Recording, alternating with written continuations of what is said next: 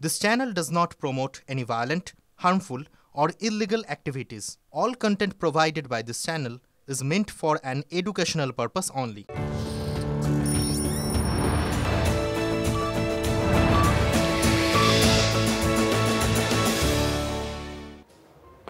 বিকেল ৫টা শুরু করছি আজকের পাঁচ কথা মানে এখনো পর্যন্ত যা যা ঘটে গেছে তার মধ্যে থেকে ঝাড়াই বাছাই করে সেরা খবর আর তার চুলচেরা বিশ্লেষণ।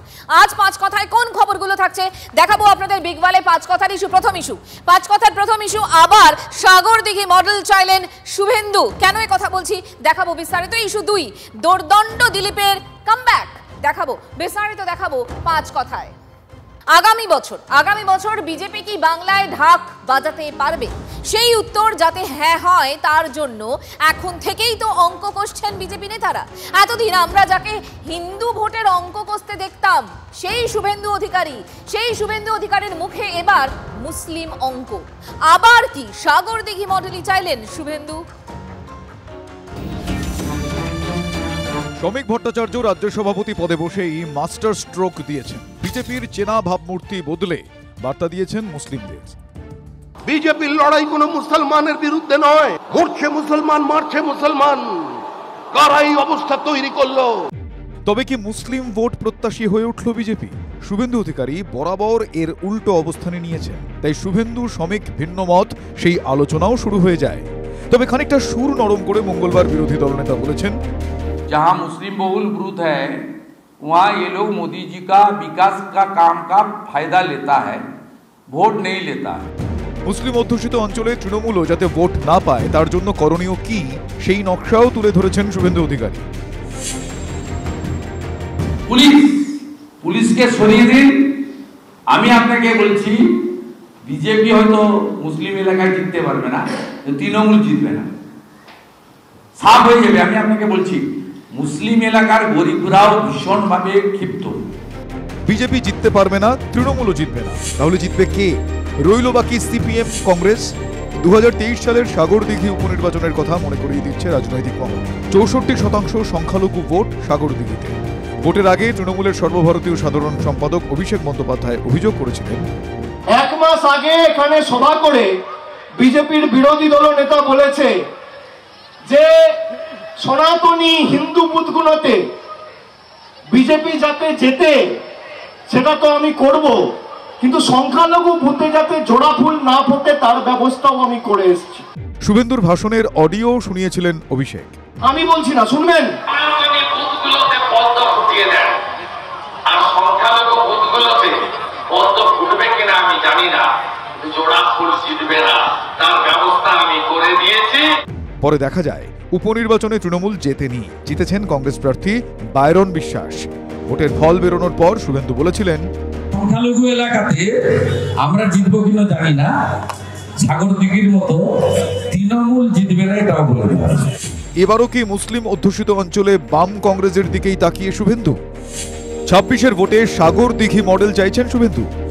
মুসলিম ভোট বাম কংগ্রেসের বাক্সে গেলে নিশ্চিতভাবেই বিজেপির লাভ, যে ছবিটা 2024-এর লোকসভা নির্বাচনেও বাংলা দেখেছে। মালদা উত্তরে কংগ্রেস প্রার্থী 3,84,000 ভোট কাটায় জয়ী বিজেপি। মালদা দক্ষিণে 5,70,000 ভোট পেয়ে জয়ী কংগ্রেস। রায়গঞ্জে কংগ্রেস প্রার্থী 2,63,000 ভোট কাটায় জয়ী বিজেপি। বালুরঘাটে বাম প্রার্থী 54,000 ভোট কাটায় জয়ী বিজেপি। 26-এ মুসলিম অধ্যুষিত কেন্দ্রে এর পুনরাবৃত্তি হলে নিশ্চিতভাবেই ঘাসফুলের প্রত্যাবর্তনের পথ কণ্টকিত হবে। কিন্তু অঙ্ক কি এতই সহজ? সময় যত এগিয়ে আসছে 26-এর অঙ্কের সিলেবাস ততই বড় হচ্ছে। Bureau report, TV9 Bangla. আমাদের পলিটিক্যাল এডিটর অনির্বাণ সিনহা এই মুহূর্তে নিউজ রুমে রয়েছে। অনির্বাণ, এই অঙ্কটা নিয়েই একটু যদি কথা বলি, কারণ শুভেন্দু অধিকারী তুমি আমি সবাই আমরা বারবার দেখে এসেছি যে কট্টর হিন্দুত্বের কথাই বারবার করে বলেছেন। সেই শুভেন্দু অধিকারী শ্রমিক ভট্টাচার্য রাজ্য বিজেপি সভাপতি হওয়ার পরই সুর নরম করছেন। মানে এই যে মুসলিম অঙ্ক একটা কষা হচ্ছে, যেখানে শুভেন্দু অধিকারী বলেছিলেন যে 5% হিন্দু ভোটই আমার যথেষ্ট, সেটা যথেষ্ট নয়। তাহলে আসল অঙ্ক বা এই স্ট্র্যাটেজিটা কি? এটা এক। আর দুই, এই যে আমরা তুলে আনলাম প্রতিবেদনে সাগরদিঘি মডেল, মানে ভোট কাটাকাটি হলে তাহলে সেটা তৃণমূলের পক্ষে মাইনাস আর বিজেপির জন্য প্লাস, এই জায়গাটাও একটু বুঝিয়ে দাও। দেখো মঞ্জিরা, আমি শুরুতে একটাই কথা বলবো, ভাই নায়ক চলচ্চিত্রে একটা অংশ ছিল যেখানে তখনও পর্যন্ত অপরিণত উত্তম কুমার তিনি কোনো একটি ভূমিকা অভিনয় করছেন এবং তাকে এক বর্ষিয়ান অভিনেতা কিছুটা অপদস্থ করবার জন্যই বলছেন আমি সা বলবো আর তুমি পা বলবে, তাহলে মিলবে কেন? কোথাও তো একটা মেলার মতো অবস্থা রাখতে হবে। শুভেন্দু অধিকারীর সঙ্গে শ্রমিক ভট্টাচার্যের এই মুসলিম ভোট বলো, সংখ্যালঘু ভোট বলো, তাকে আকর্ষণ করা, নিজের দিকে টানা অথবা অন্য কোনো দিকে খুব কায়দা করে ঠেলে দেওয়া যাতে তাতে তৃণমূলের যাত্রা ভঙ্গ হয়, বিজেপির নাক কাটলেও তাতে ক্ষতি নেই, ঠিক এই গোটা বিষয়টাতে আমার ওই কথাটাই মনে পড়লো। কোথাও একটা সুর নামানো, সুর ওঠানো, একটা সাজুজ্য আনার চেষ্টা করা। এবার তো আমি তোমার কথায় আসি। শ্রমিক ভট্টাচার্য বারবার করে বলেছেন তার সভাপতি হিসেবে প্রথম ভাষণে রাজ্য বিজেপির যে মুসলিমদের তিনি আয়নার সামনে দাঁড়াতে বলেছেন। শ্রমিক ভট্টাচার্য কি বলেছেন? আমাদের ভোট দিতে হবে না। তুমি দেখো এখানে শ্রমিক ভট্টাচার্য যেমন বলছেন না যে মুসলিমদের ভোট তার দরকার নেই, ঠিক সেভাবেই শুভেন্দু অধিকারী বলছেন যে আরে আমি কি চাই না, কিন্তু আমি তো চেয়েও পাই না, তাই আমি চাই না। অর্থাৎ শ্রমিক ভট্টাচার্য এই বাস্তবতাটা মাইনেই শুরু করেছেন যে মুসলিমরা তাদেরকে ভোট দেবেন না, তাই বলছেন আমাদের ভোট দিতে হবে না, কিন্তু একবার আয়নার সামনে দাঁড়িয়ে দেখুন ইত্যাদি ইত্যাদি। শুভেন্দু অধিকারীও বলছেন যে তিনি ভোট চেয়ে পান না, তাই তিনি আর নতুন করে চান না, তাই তিনি শুধুমাত্র নিজেদেরকে হিন্দুদের বিধায়ক বলেন বা হিন্দুদের ভোটে নির্বাচিত বিধায়ক বলেন, কিন্তু তার সঙ্গে সঙ্গে স্মরণ করিয়ে দিচ্ছেন মুসলিম এলাকাতে পুলিশ সরিয়ে নিলে বিজেপি জিতবে না, ঠিক কথা, কিন্তু তৃণমূলও জিতবে না, তার কারণ এতটাই ক্ষোভ নাকি মুসলিমদের মনে জমা হয়ে রয়েছে। তাহলে মুসলিমরা বিজেপিকে ভোট দেন না কেন? খুব সহজ ইকুয়েশন। শ্রমিক ভট্টাচার্য এবং শুভেন্দু অধিকারী এক্ষেত্রে একই রকমভাবে বোঝেন যে কোথাও একটা উগ্র বিজেপি বিরোধিতা পশ্চিমবঙ্গের ক্ষেত্রে অন্তত মুসলিমদের রয়েছে। শুধু কি পশ্চিমবঙ্গের ক্ষেত্রে, ভারতবর্ষে কি নয়? সর্বশেষ লোকসভা নির্বাচনে মুসলিম ভোটের 92%, গোটা দেশে মুসলিম ভোটের 92% নিয়ে গেছে কংগ্রেস, মানে ইন্ডিয়া জোট অথবা তার জোট সঙ্গীরা, অর্থাৎ গোটা দেশেই ছবিটা এক। সংসদে বিজেপির এতজন নির্বাচিত সাংসদের মধ্যে একজন মুসলিম সাংসদ নেই, ফলে পশ্চিমবঙ্গ তার ব্যতিক্রম হবে না। তাহলে পশ্চিমবঙ্গে উপায় কি? উপায় একটাই, মুসলিম ভোট যদি তৃণমূলের ক্ষেত্রে ভেঙে দেওয়া যায় তাহলে যে আসনে মুসলিম ভোট বড় ম্যাটার করে, অর্থাৎ প্রভাব ফেলে, যে আসনগুলোতে জেতবার ক্ষেত্রে তৃণমূলের একমাত্র শর্তই হয়ে দাঁড়ায় মুসলিমরা তাদেরকে ঢেলে ভোট দেবেন, সেখানে অন্তত যদি কিছুটা কনফিউশন তৈরি করে দেওয়া যায়, যদি সাগরদিঘির মতো আরও 2-4টে ঘটানো যায়, তাহলে নিশ্চিতভাবেই বিজেপির ওখানে নাক ভাঙলেও তৃণমূলের যাত্রা ভঙ্গ হচ্ছে, আর সার্বিকভাবে গোটা পশ্চিমবঙ্গের বিধানসভায় জিতে ক্ষমতায় আসবার জন্য বিজেপির যাত্রা সুগম হচ্ছে। কিন্তু এই অঙ্কটা ঠিক এভাবেই মিলবে কিনা, ভোটাররা ঠিক এভাবেই ভেঙে ভেঙে আলাদা আলাদা করে প্রত্যেকটা জায়গাতে ভোট দেবেন কিনা বাম এবং কংগ্রেস প্রার্থীর ক্ষেত্রে, মানে ধরে নাও যে রায়গঞ্জের ক্ষেত্রে বাম প্রার্থীকে ভোট না দিয়ে বামেরা ভোট দিলেন বিজেপিকে শ্রমিক ভট্টাচার্যের আহ্বান মেনে, আবার সেই হিন্দু ধর্মাবলম্বীরাই মুর্শিদাবাদে গিয়ে বহরমপুরে অন্যরকম অঙ্কে ভোট দিলেন, আবার মুসলিমরা একরকমভাবে ভোট দিলেন মুর্শিদাবাদে, আর কলকাতায় এসে একরকমভাবে ভোট দিলেন। এই অঙ্কটা ঠিক এভাবেই মিলবে কিনা, তার জন্য তো অবশ্যই ভবিষ্যতের দিকে তাকিয়ে থাকতে হবে। একদম একদম। অনির্বাণ, আপাতত তোমাকে ধন্যবাদ। বোঝাই যাচ্ছে বিজেপি শিবির তেরে ফুরে মাঠে নেমে পড়েছে, আর সেই মাঠে কামব্যাক করেছেন কে? দুর্দণ্ড প্রতাপ দিলীপ ঘোষ। বিজেপির প্রাক্তন রাজ্য সভাপতি আবার চেনা মেজাজে তৃণমূলকে গদিচ্যুত করার হুঁশিয়ারির সঙ্গে নিজেকে ওজনদার হিসেবে দেখানোরও কৌশল দাপুটে দিলেই আজ দিল্লিতে কেন্দ্রীয় বিজেপির বৈঠকে।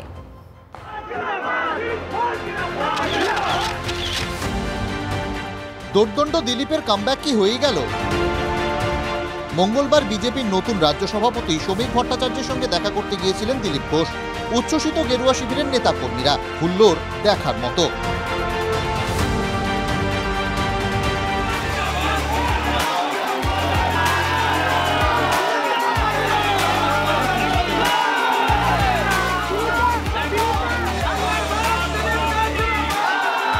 শ্রমিক সাক্ষাতের পর বেরিয়ে একের পর এক কথায় চাবুক মেরেছেন দিলীপ ঘোষ, একেবারে চেনা মেজাজে। কখনো তৃণমূলকে উৎখাতের ডাক দিয়েছেন, 19 হাফ 21 সাফ, 19 আমরা হাফ করেছিলাম, 21 সাফ হয়নি, যেটুকু বেঁচে গেছে 26 সাফ। কখনো নিজের ওজন বুঝিয়েছেন, দাম যার থাকে মার্কেটে না, তাকে নিয়ে জল্পনা হয়, সেই তার সেলের কথা ওঠে, যাদের দাম নেই তাদের কিনবে কে, রাস্তায় পড়ে আছে। নিজের জেলায় দলীয় কাজ কতটা এগিয়ে রেখেছেন সেই ঢাকও বাজিয়েছেন। আমাদের মেদিনীপুর জেলার কর্মীরা খুব উৎসাহে কাজ করছেন, মেদিনীপুরই এগিয়ে আছে সবচেয়ে বেশি। আমি যা খবর পেলাম 700 বেশি বুথ হয়ে গেছে। বুধবার দিল্লিতে দিলীপ ঘোষ দলীয় নেতৃত্বের সঙ্গে বৈঠক।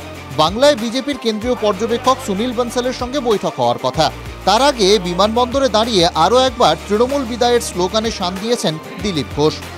সেই স্লোগান আমরা দিয়েছিলাম, মানুষ গ্রহণ করেছিল। তো 21-এও হাফই হয়ে গেছে, সাফ হয়নি। এবার কর্মীরা কালকে বলছেন আর 100 আসন চাই, সেটা আমরা প্রাণ দিয়ে লড়াই করে পাইয়ে দেবো পার্টিকে। আক্ষেপ করতেও শোনা গিয়েছে দিলীপ ঘোষকে, নাম না করেই সদ্য প্রাক্তন রাজ্য সভাপতি সুকান্ত মজুমদারকে নিশানা। দিলীপ ঘোষ যখন মনে হয়েছে পার্টি আমাকে গুরুত্ব দিচ্ছে না, আমি সরে গেছি। আপনারা দেখেছেন কোনো রাজনৈতিক প্রোগ্রামে? আজ নয়, 21 সাল থেকে এটা শুরু হয়েছে। আমি ধীরে ধীরে নতুনদের জায়গা দিয়ে পুরনোদের সঙ্গে আছি। যখন আমাকে ডাকা হয়েছে আমি গেছি, আবার যখন ডাকা হবে যাব। দিন কয়েক আগে রটে যায় 21শে জুলাইয়ে তৃণমূলের মঞ্চে থাকতে পারেন দিলীপ ঘোষ। সেই জল্পনায় জল না ঢেলে আরো উস্কে দিয়েছিলেন দিলীপ। বুধবার বললেন, আমার সেই বন্ধুরা খুব কষ্টের মধ্যে আছেন এখন, যারা আমাকে টিএমসিতে পাঠিয়ে দিচ্ছেন, যারা নতুন পার্টি করে নাম দিয়ে আমার নামে চালিয়ে দিচ্ছেন, এখন তাদের আবার কাল থেকে কি গল্প হয় দেখি। এবার মিটিং বসেছে, এবার কি ঠান্ডা বার করা যায়। দিল্লি থেকে কি নতুন দায়িত্ব নিয়ে ফিরবেন দিলীপ?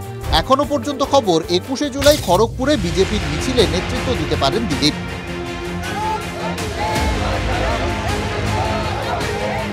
শক্তি প্রদর্শনের আরো এক ধাপ কি 21শে জুলাইয়ে দেখা যাবে? দোর্দণ্ড দিলীপের কামব্যাক, এটাই কি বুঝিয়ে দিতে চাইছেন মেদিনীপুরের ভূমিপুত্র? Bureau report, TV9 Bangla. এখন ঠিক 5টা বেজে 10, আর এর মধ্যেই দিলীপ ঘোষ কিন্তু নয়াদিল্লিতে পৌঁছে গিয়েছেন এবং কিছুক্ষণের মধ্যেই তার সুনীল বনসালের সঙ্গে বৈঠক হওয়ার কথা রয়েছে। প্রদীপ্ত কান্তি ঘোষ আমাদের সঙ্গে রয়েছেন, কথা বলবো তার সঙ্গে। প্রদীপ্ত, যে প্রতিবেদনের মাধ্যমে আমরা বোঝানোর চেষ্টা করলাম দোর্দণ্ড প্রতাপ দিলীপ, তাকে নিয়ে সবসময়ই আলোচনা হয় এবং তার কামব্যাক, আমাকে একটা জিনিস বোঝাও, সেটা হচ্ছে দিলীপ ঘোষের অভিমান ছিল এবং সেটা তার কথাতে বোঝা গেছে। তিনি সেদিন একটা কথা বলেছিলেন যে যার কদর আছে তাকে নিয়েই আলোচনা হয়, সেটা কিন্তু বোঝা যাচ্ছে। এবার তার সত্যিই যে ওজন রয়েছে, কদর রয়েছে, সেটা বোঝানোর পাশাপাশি তাকে কি কেন্দ্রীয় নেতৃত্ব নতুন করে বিশেষ কোনো দায়িত্ব দিতে চলেছে? তার ফলেই কি এই দিল্লি যাওয়া, এই বৈঠক, মানে তিনি কি এই মুহূর্তে একেবারে নেতৃত্বস্থানীয় বঙ্গ বিজেপির ক্ষেত্রে? দেখো, রাজ্য বিজেপির নেতৃত্ব তারা বারংবার এই কথা বলেছিলেন যে দিলীপ ঘোষের ক্ষেত্রে যা সিদ্ধান্ত নেওয়ার কেন্দ্রীয় নেতৃত্ব নেবেন, তার কারণ দিলীপ ঘোষ যে পদ থেকে সরেছিলেন সেটা কেন্দ্রীয় স্তরের পদ ছিল, কেন্দ্রীয় সহসভাপতি ছিলেন দলের, ফলে তার বিষয়ে যা সিদ্ধান্ত নেওয়ার কেন্দ্রীয় নেতৃত্বই নেবেন। এবং এখন এই মুহূর্তে সেই পরিস্থিতি এসেছে বলেই মনে করছেন বঙ্গ বিজেপির নেতারা, এবং সেই কারণেই তাকে দিল্লিতে ডেকে পাঠানো হয়েছে এবং সেখানে গিয়ে দিলীপ ঘোষ একাধিক বিজেপির নেতৃত্ব যারা রয়েছেন সর্বভারতীয় স্তরে তাদের সঙ্গে তিনি বৈঠক করবেন, কথা বলবেন এবং দিলীপ ঘোষের কাছ থেকে হয়তো তারাও বুঝে নেওয়ার চেষ্টা করবেন ঠিক দিলীপ ঘোষ কি চাইছেন। তার কারণ দিলীপ ঘোষ একাধিক বিতর্কে অন্তত জড়িয়েছিলেন, তেমনটাই অনেকে বলে থাকেন। তার কারণ জগন্নাথ দেবের যেদিন মন্দিরের উদ্বোধন মমতা বন্দ্যোপাধ্যায়ের পাশে তিনি বসেছিলেন, এমনকি কোথাও কোথাও কথাও বলেছিলেন যে মমতা বন্দ্যোপাধ্যায় কোনো দুর্নীতির সঙ্গে জড়িত নয়। তা নিয়ে বিজেপির অন্দরেও চর্চা হয়েছিল, কর্মী সমর্থকদের বক্তব্য অনেকের ছিল যে দিলীপবাবু যে কথা বলছেন সেটা তো এই রাজ্যের বিজেপি কর্মীদের ভাবাবেগে কোথাও আঘাত করছে, তার কারণ গোটা লড়াইটা মমতা বন্দ্যোপাধ্যায়ের বিরুদ্ধে। এই রকম পরিস্থিতিতে দিলীপ ঘোষের সঙ্গে একটা দূরত্ব তৈরি হচ্ছিল। কিন্তু আমরা গতকাল দেখলাম যে শ্রমিক ভট্টাচার্যকে তিনি শুভেচ্ছা জ্ঞাপন করলেন এবং গত কয়েকদিন ধরেই শ্রমিক ভট্টাচার্যের সঙ্গে দিলীপ ঘোষের নিয়মিত কথা হচ্ছিল। এখন দেখার বিষয় এই পরিস্থিতির মধ্যে কেন্দ্রীয় নেতৃত্ব তাকে এই বাংলার কাজে লাগায় নাকি আবার কেন্দ্রীয় স্তরে দায়িত্ব দিয়ে অন্য কোনো রাজ্যের কাজে লাগায়। নজর থাকবে আমাদের প্রদীপ্ত। আপাতত তোমাকে ধন্যবাদ। আজ দেশ জুড়ে ধর্মঘট, বিক্ষিপ্ত গোলমাল ছাড়া মোটের ওপর শান্তিপূর্ণ। বংশীহারিতে বাম নেতাকে চর পুলিশের এবং খানাকুলে পুলিশের সঙ্গে বিজেপির বিধায়ক দুয়ে মিলে ধর্মঘটেও বাস চালানোর চেষ্টা দেখল বাংলা।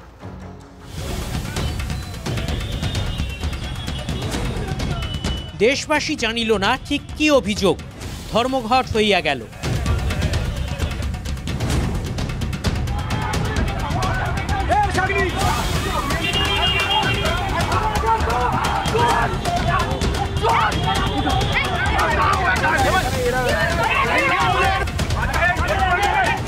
কলেজ স্ট্রিট মোড় অবরোধ হচ্ছিল, সেখান থেকে অতর্কিত আক্রমণ করে ছাত্রীদেরকে বেধড়ক মারধর করেছে। আজকে ধর্মঘট, আজকে পথ অবরোধ হবে, চাকা বন্ধ থাকবে, এটাই স্বাভাবিক।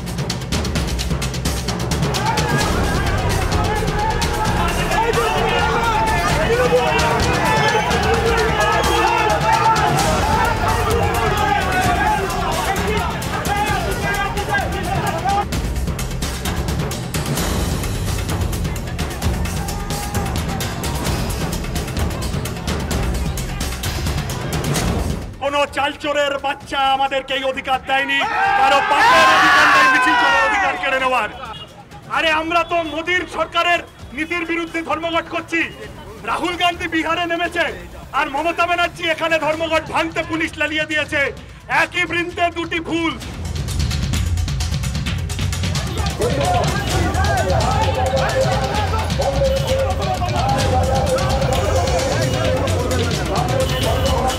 করে বলছে আমায় গালাগালি দিচ্ছে, গেটটা বন্ধ, টানছে, মারতে আসছে।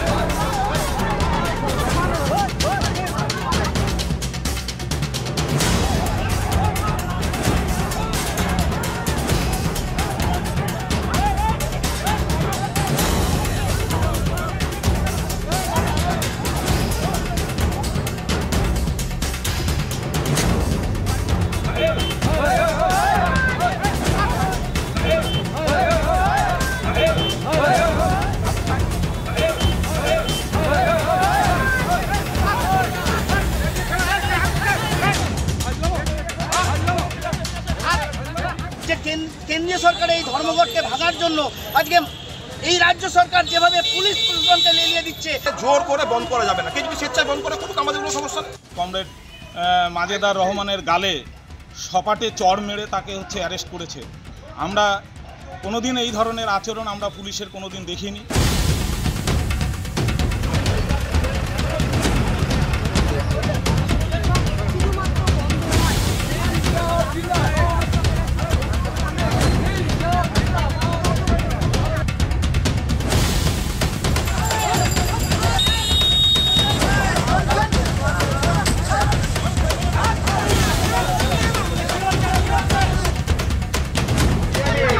বাস পরিষেবা চালু করতে আরামবাগের খানাকুলে পুলিশ নিয়ে রাস্তায় নামলেন বিজেপি বিধায়ক সুশান্ত ঘোষ। দুটো লোক নেই, কোনো বুথের 4টে লোক নেই, তৃণমূলের সাথে সহযোগিতা নিয়ে ইউনিয়নটা যেহেতু তৃণমূল কংগ্রেস চালায়, ইউনিয়ন থেকে বাসগুলোকে বন্ধ করে রাখা হয়েছে। Bureau report, TV9 Bangla. যত কাণ্ড এখন কলেজের ইউনিয়ন রুমেই। এবার বিয়ের আসর বসলো কাকদ্বীপের সুন্দরবন মহাবিদ্যালয়ের ছাত্র সংসদ ভবনে।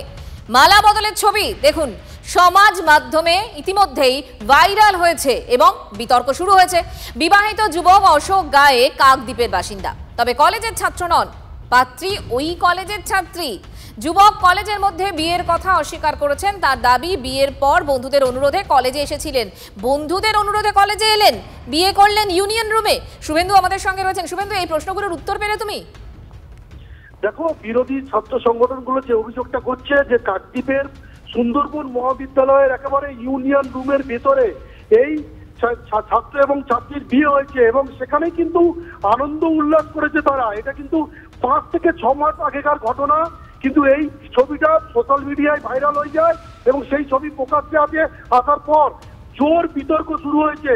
যদিও ওই যুবক অর্থাৎ বর, সে কিন্তু জানিয়েছে যে সে ওই কলেজের ছাত্র নয়, সেই ওই কলেজের একজন ছাত্রীকে প্রেম করে বিয়ে করেছে এবং সেটা বাইরে বিয়ে করেছে বলছে, দাবি করেছে। এবং বিয়ের পর কলেজের ভিতরে বন্ধুদের সঙ্গে দেখা করতে গেছিল এবং সেই সময় কলেজ কর্তৃপক্ষের কোনো বক্তব্য পেয়েছে শুভেন্দু? দেখো, কলেজ কর্তৃপক্ষ যে দাবিটা জানিয়েছে, কলেজের প্রিন্সিপাল শুভঙ্কর চক্রবর্তী জানিয়েছে, একই দাবি করেছেন যে ওই যুবক কলেজের ছাত্র নয়, কিন্তু ছাত্রী কলেজের 2য় বর্ষের ছাত্রী। এবং এই ঘটনার পরই ছাত্রীকে সতর্ক করা হয়েছে, গোটা ঘটনার তদন্ত করছে। তবে বিরোধী ছাত্র সংগঠনের নেতৃত্বরা তারা দাবি তুলেছে সিসি ক্যামেরার ফুটেজ খতিয়ে দেখা হোক।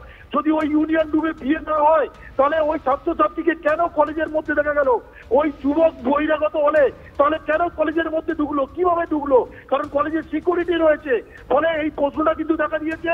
তবে বিরোধীদের অভিযোগ যে ওই ছাত্রছাত্রী তৃণমূল ছাত্র পরিষদের নেতা কর্মীদের একেবারে ঘনিষ্ঠ, সেই কারণেই তাদেরকে কলেজে দেখা গেছে। এবং শুভেন্দু, এটা তুমি বললে যে এটা কবেকার ঘটনা? 4 মাস আগের?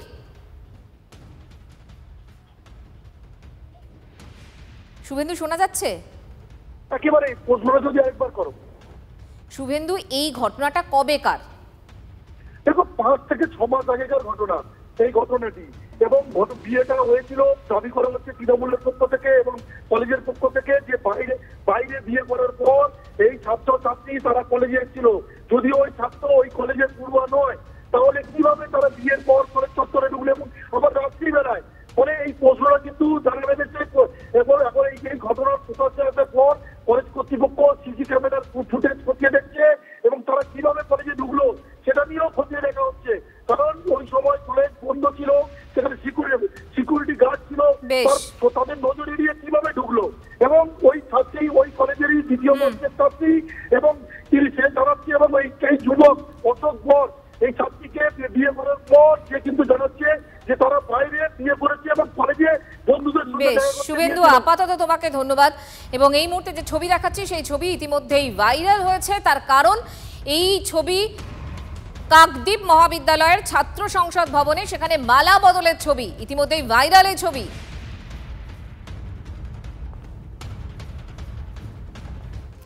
নিম্নচাপ সরছে না, বৃষ্টিও থামছে না, এখনো গাঙ্গেয় পশ্চিমবঙ্গের উপর নিম্নচাপ রয়েছে।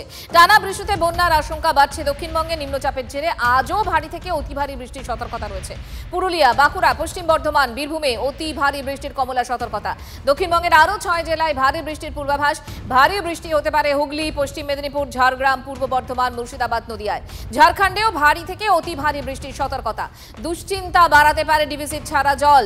একমাত্র আশার খবর, কাল আর ভারী বৃষ্টির সতর্কতা নেই, তবে কালও বিক্ষিপ্ত বৃষ্টি বাদলা হতে পারে।